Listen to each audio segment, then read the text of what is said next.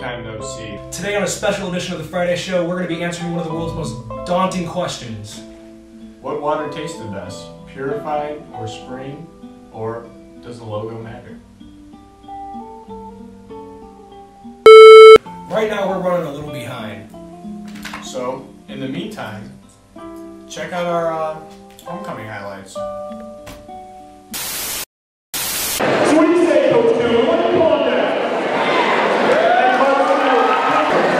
Take it away, Coach Newman. Homecoming. Homecoming is what brings us together as language teachers. What brings us pride? If you can listen up for just a second, I'll be short. This is homecoming, but what brings us together when I'm sitting over here, I'm thinking of what brings us together is RDN, Red Devil Pride. Friday night, it's a chance for us to celebrate, it's a chance for the alumni to come back together, and there will be a time, alumni, when you will want to come back, you will want to see your friends, you will want to see your teachers. Please align with the fellows on a weekly basis that if you want to be great, if you want to be a great team, you have to do, you have to play, you have to be a part of something greater than yourself. This is homecoming, but to me this is RDP, and RDP means family, and that's what all of you are.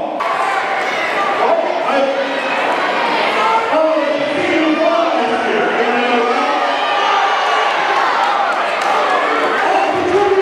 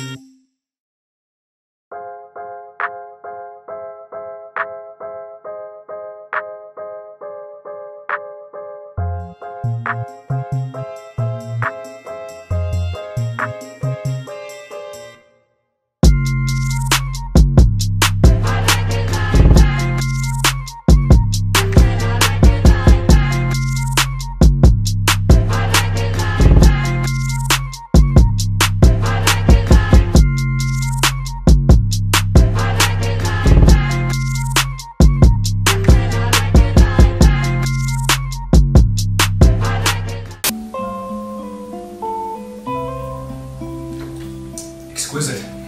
I sentence of spring. It's spring water. Goes to show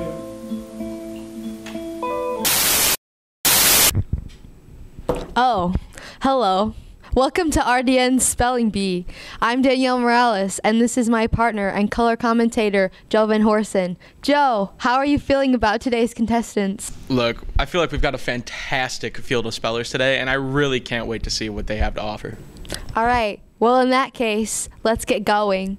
Here steps up Andreas Moreno, a 12th grader from Miss McFeeder's class. Your word is scathing. Can I get that in a sentence? When Mr. McGlendon shouts scathing insults at me in the middle of class and hurts my fragile male ego. Scathing. Can I get the definition? The tone of the highly critical and abrasive insults that Mr. McGlendon shouts at me during class. All right, I got this. S-C-A-T-H-I-N-G. That is incorrect. What? What just happened? My thoughts exactly. That sure was impressive. What? Let's move on to our next contestant, Logan Wheeler, a 12th grader out of Miss McFeeder's class. Your word is loquacious. Could I have that in a sentence? Loquacious. Mr. McGlendon gave me a bad grade in class for being loquacious. Hypocrite. All right, could I have the definition of that word? Definition: when Mr. McGlendon talks for 48 minutes straight without taking a breath, he's being loquacious. Okay. Loquacious. P-O-T-A-S-S-I-U-M. I'm sorry, but that's incorrect. Oh, okay. Well, Danielle, we're a few words in. How do you feel so far? Well, I can honestly say I'm absolutely astonished by what I'm hearing. Nice word. Let's move on to Mr. Giannotti now. Your word is leprechaun. Could I have that in a sentence, please? Leprechaun. Mr. McGlendon gave me detention for calling him a leprechaun, even though it's extremely accurate. Okay. Could I have the definition? The man that runs the radio and television department at LHS is a leprechaun. Okay. Leprechaun. Capital M C capital L I-N-D-O-N. Leprechaun. That is correct. Well, next up we got Hannah Madura, an 11th grader out of Mr. Giannotti's class. Let's see how she handles this next word. Your word is depression. Can you use that in a sentence? Depression. Mr. McGlendon gives me crippling depression when he scaths me for being such a loquacious leprechaun. Can I have a definition, maybe? What Mr. McGlendon gives me when he scaths me for being a loquacious leprechaun. D-E-P-R-E-S-H-I-N. That is correct. Well, that's going to do it for today. How do you think it went? I still don't know how I should be feeling about this. Well, at least the contestants are having the best times of their lives. They're not, though. That'll do it for us today. Thanks for tuning into this edition of the RDN Spelling Bee. Remember that yearbook commercial from last week? I do. Well,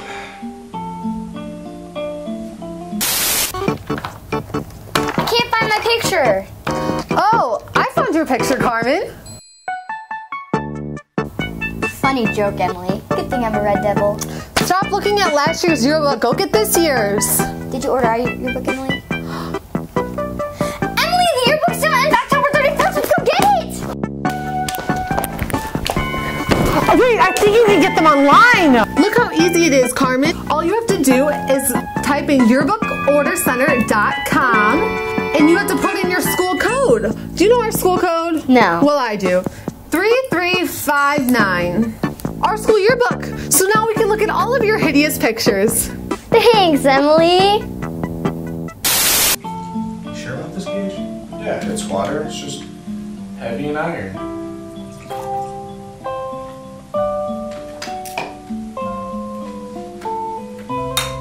Cherry.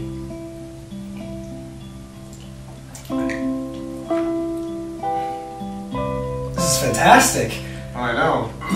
You know what else is fantastic? This great segment. Let's do some art.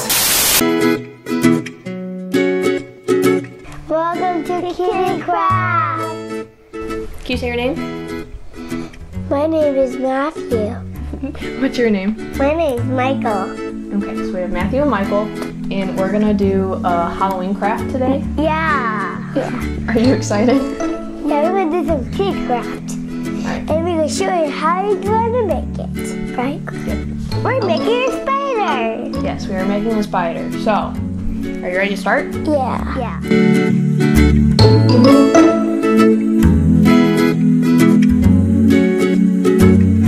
do you want your spider to be? Right in the middle. Okay, so you're gonna take this hand, you're gonna go like that.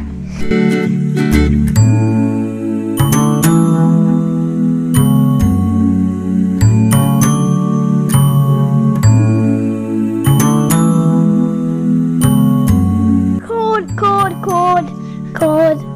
It is cold.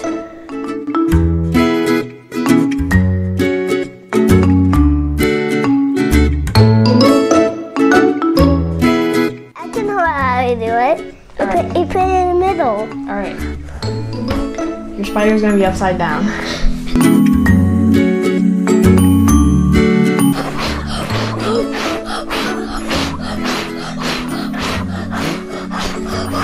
So the spiders aren't dry yet, so do you want to decorate around the spider? Yeah! Okay. We have stamps, crayons, a white colored pencil, paint, and markers.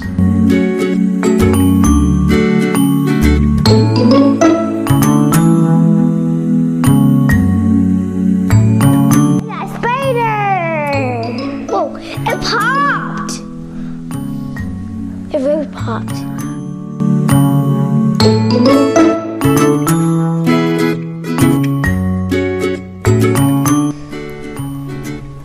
There you go, there's a spider. Ah, I dropped the cap.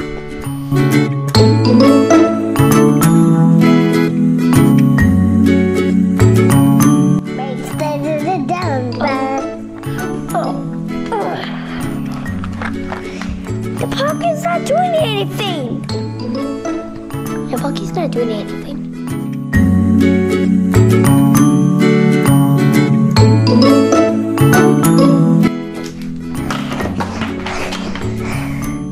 It's got a hand.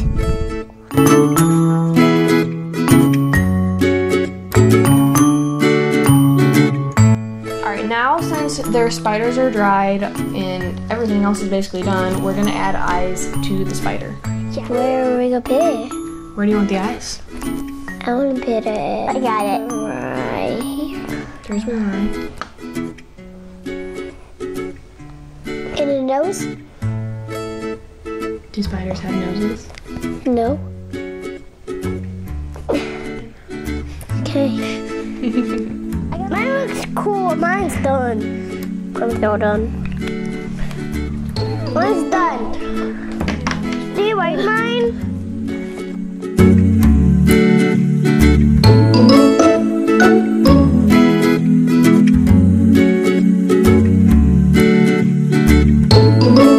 Thanks for watching. So, what's this water called? This water is called Econ Spring Water. Oh. Well, in the meantime, check out Elliot's gnarly game review.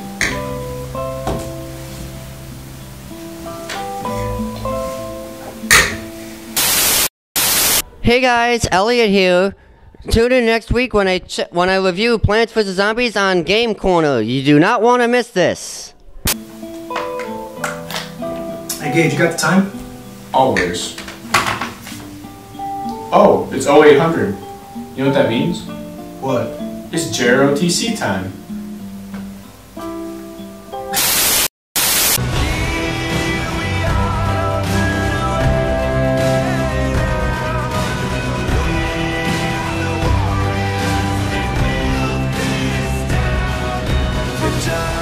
Okay, well, I'm Sergeant Davis. I'm one of the ROTC instructors here at the school.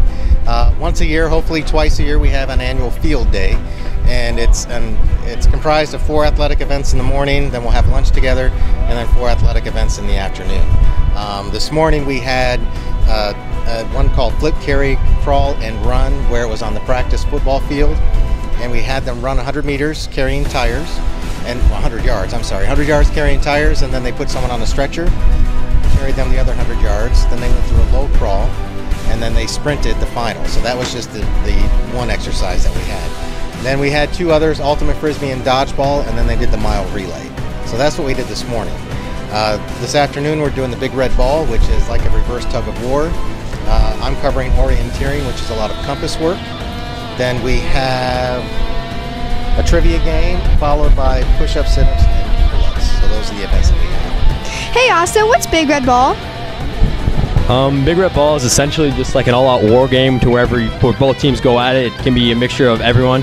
Usually the biggest people win, but it can be just, the big people get worn out. It's literally just all out war. You get tired super fast. A half hour is a long time. That's what we're doing today, and we're all burning up. Everyone's dying. Everyone's tired.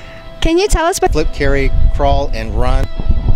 Yeah, flip, carry, crawl, and run. Starts off with either your flight, which is pretty much your group, either on one side or the other side, and you have to lift the tires and you have to get them across, and then after that you then have to one of your teammates has to get onto one of the stretchers, and then you have to run it back over. Then you have to crawl underneath the obstacle that we have for crawling under, and then from there you have to get back to the other side, and then you have to run back to your origin of which you started from, and that's how the obstacle course goes. The purpose we do it is to give our upperclassmen some leadership opportunities to lead their flight, and then just to get everyone from ROTC together, because as you guys know, you don't see everyone that may be taking your geography class. So this way every person in ROTC in the school can have time together.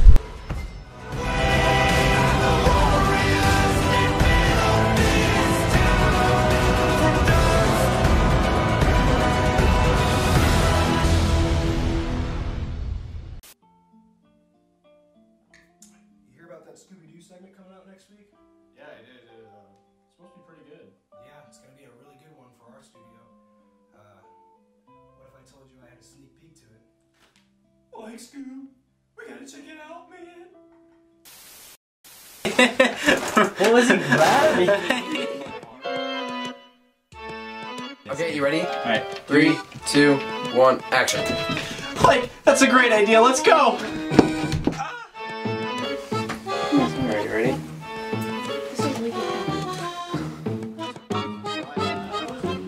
Yeah, why didn't you have it all the way up? It's too bright. Yeah. We need to turn down light.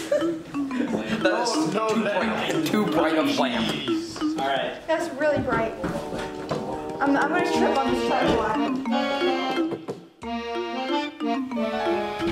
Hi! You must be Velma!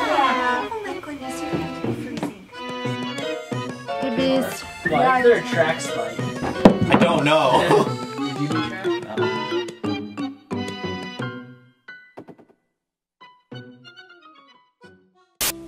I don't know about you, Gage, but I think this is a tough choice. All this water's so great. Yeah, but I mean, it's pretty clear cut which one's going to be the winner. Oh yeah, of course. Plenty of iron. Oh yes. Nothing like a fine glass of iron.